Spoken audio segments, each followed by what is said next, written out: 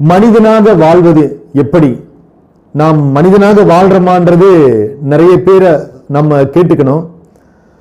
ஆனா ஓங்கார குடிலுக்கு வந்தவுடன் நான் வரும் பொழுது என்னுடைய குணங்கள் ஒரு அவல நிலையில இருந்துச்சு. என்னுடைய குணம் சுயநல குணம் கொண்ட மனிதனாக வாழ்ந்து கொண்டிருந்தேன்.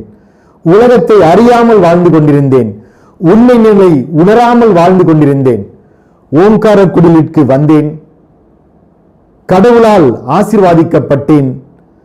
பல கோடி முறை நாமத்தை உச்சரித்த அந்த திருவாயால் ஆசீர்வாதம் பெற்றேன்.